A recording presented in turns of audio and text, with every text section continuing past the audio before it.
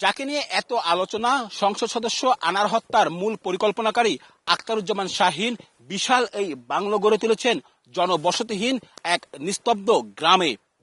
অভিযোগ আছে এই বাংলো থেকেই নানা অপকর্ম পরিচালিত করতেন তিনি। এখন প্রকাশ্যে আসছে যা ধীরে ধীরে জানবো এই বাংলো সম্পর্কে আরো অনেক কিছু। ২৭ বিঘা জমির উপর আলিশান বাংলো বাড়ি, সুইমিং পুল, গলফ, ক্রিকেট মাঠ, জিম, অভিজাত রিসোর্টের কোন সুবিধাটি নেই এই বাংলো বাড়িতে? ঝিনাইদহের কোটচাঁদপুর উপজেলা থেকে ২ কিলোমিটার দূরে এলাঙ্গি গ্রামের এই বাংলোর মালিক সংসদ সদস্য আনার হত্যার মাস্টার মাইন্ড আখতারুজ্জামান শাহীন। জানা গেছে এখান থেকেই নিয়ন্ত্রিত হতো শাহীনের মাদক ব্যবসা। ঝিনাইদহে আসলে এখানেই থাকতেন তিনি। বন্ধুবান্ধব নিয়ে মেতে উঠতেন মৌজ মাস্তিতে।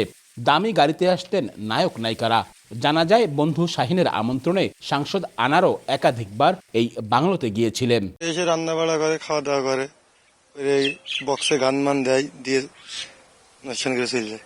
নগদে ৫০০ টাকা বা তার বেশি পেমেন্টে পেতে পারেন ঢাকায় জমিসহ ২০ কোটি টাকার পুরস্কার।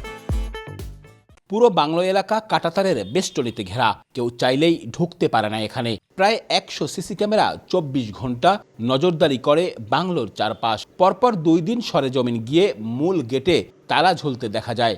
বাইরে থেকে একটি দামি মাইক্রোবাস দেখা গেলেও অনেক ডাকাডাকি করেও কারও সাড়া মেলেনি। কেউ আছেন এখানে?